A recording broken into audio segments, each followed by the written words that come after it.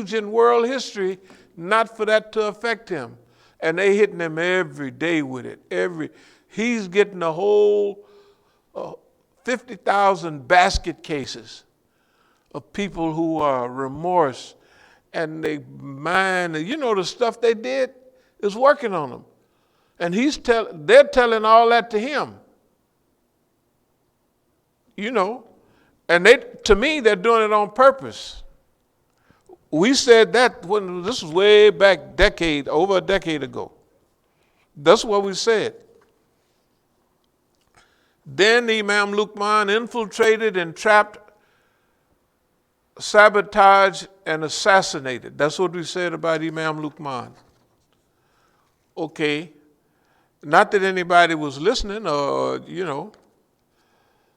When you went to the janazah, they didn't even take up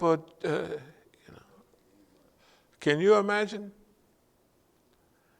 And it was 2,000-3,000 people there. Can you imagine how much money, if they just gave $10 a piece, that'd be $30,000. Yeah, that would help take care. I had to send money to his wife. She's back in Tanzania. But you know what the Negroes said? They put out a rumor that I was trying to go with her or she was trying to go with me. If she walked in the door right now, I wouldn't know who she was. I've never seen her. But when she got in touch with me, I mentioned it in Juma or something, and they needed a headstone. Those people up there didn't even, an old mushmouth Negro gave the janazah, the old Muslims. Now, I ain't gonna call his name. You know who I'm talking up there. What do they be thinking about? What do they be thinking about? I think they tried to get Siraj, but he wouldn't have did no better because they're not thinking. I was out in California, I'm sure I was, because that's right, I got the call. But it was too late for me to get there. The way they do stuff, the rumors they put out, Imam Musa was hitting on the lady called me and said, my husband doesn't have a gravestone. I said, how much money do you need? She said, $1,100. I said, it was in the zoop, there it is. But the other thing is that you just hold on too. I know that, are the people helping y'all up there? No, okay. I never got a chance because Boss Man could see what was going on. So that was one of the heaviest times for our income. It was right after that, because finally they sent her back to Tanzania, and she would call from time to time. Now by then I could hear a male voice encouraging her on. But it wouldn't have made me no difference. I'd have sent them some money anyway. Just didn't have it. Okay, but anyway, here we had the Muslims oppressed, invaded, set up, ruled by Western puppets, waterboarded, kidnapped, illegally held in detention, targeted killings, 60 years of living in refugee camps. The list goes on. But up here is when we get to what we was talking about. Positioned as the first Afro-Zionist president. Believe it or not,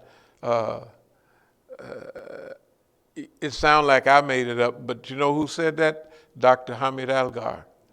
We had a program at UC Berkeley, and he said it. It just eased off. They wasn't paying no attention, but I said, hey, look at here. I said, that's mine now. That's mine now. Afro-Zionist, yes, he's, how Dr. Algar, he just, it's not riveting the way he talks, because he will put you to sleep. You have to splash yourself with water and stuff. He's a professor.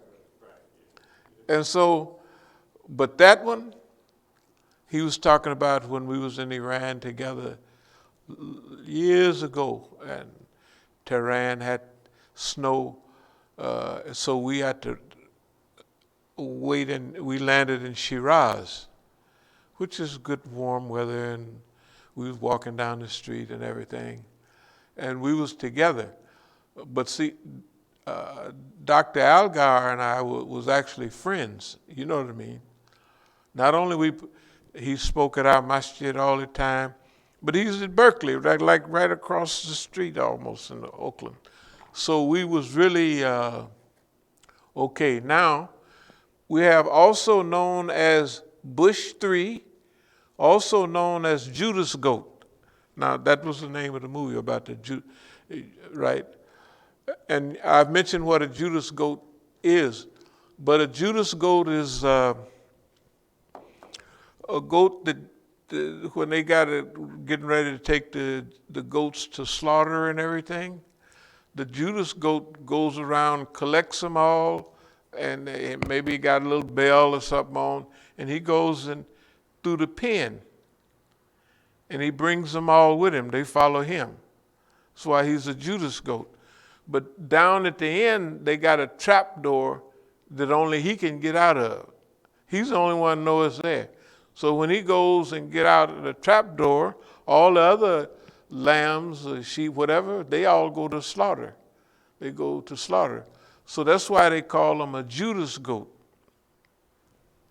Okay, so this thing that happened with Chairman Fred was clearly the behavior of Judas that sells people out.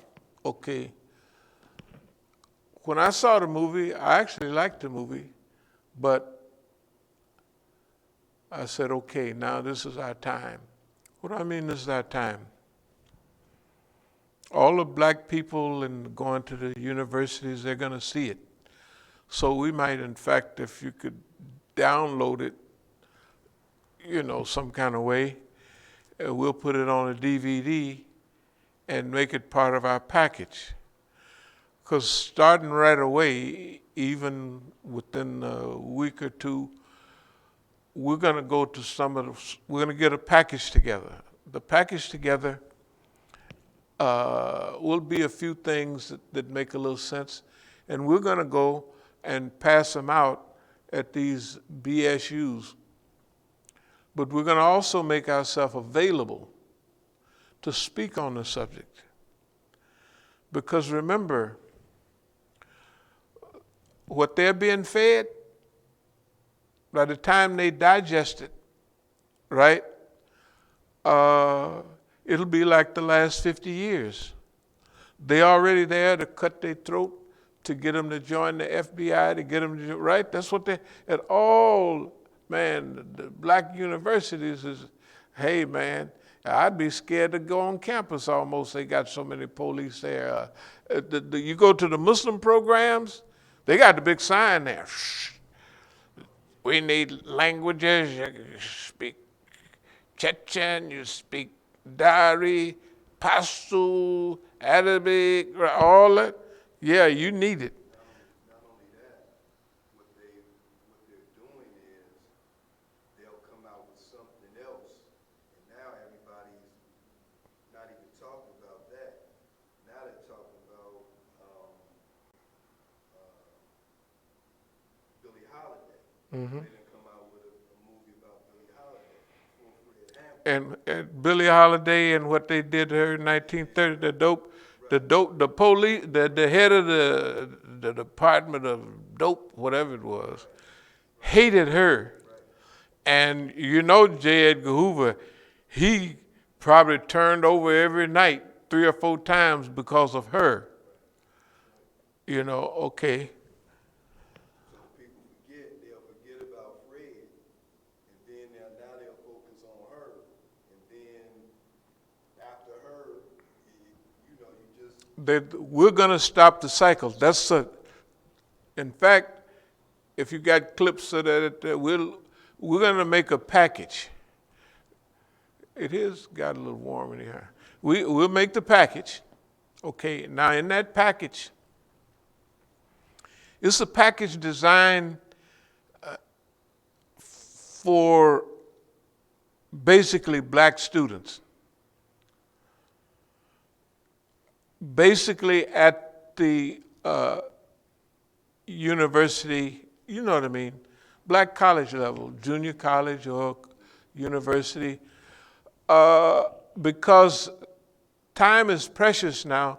So if we're going to harvest, we have to go where the plants are still alive. And they have them collected all around the United States, especially in the South. And well, this is still the South. All around here, some in the Midwest. And I think on the West Coast, they didn't turn them into, they're like, I don't think it ever was any on the West Coast. In California,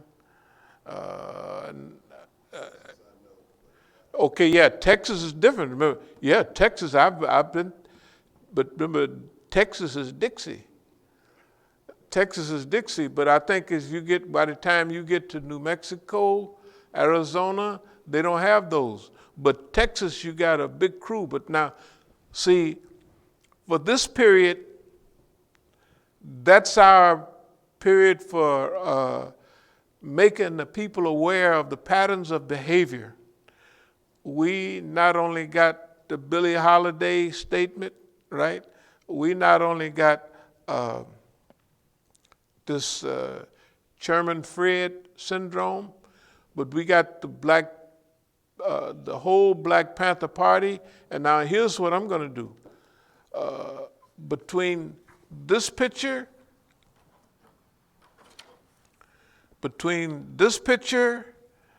and between this picture, this is Sekou Dinga. Okay, I'm going to talk to Sekou,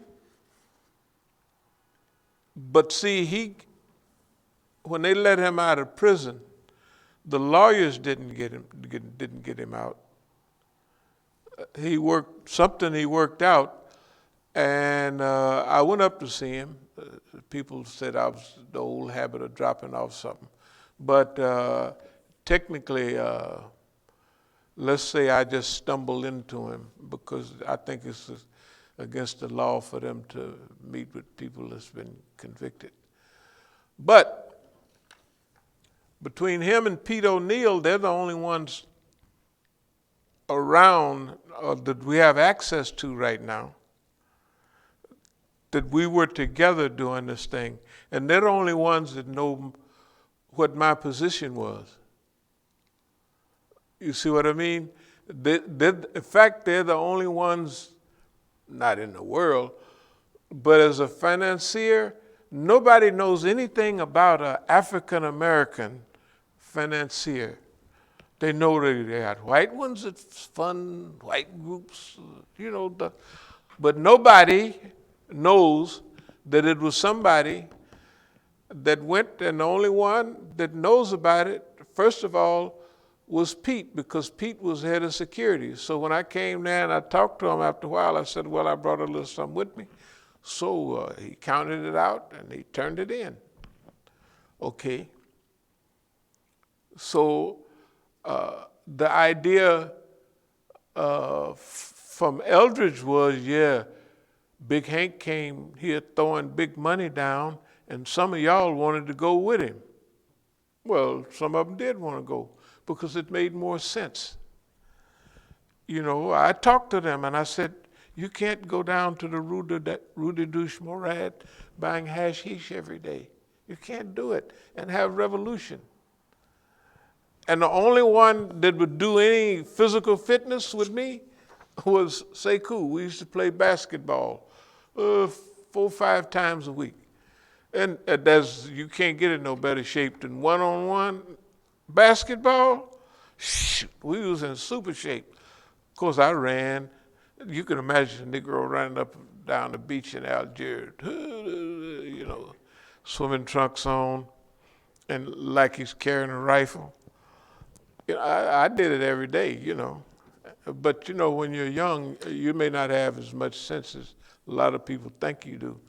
But this also, I have to tell people what this is, because they don't. This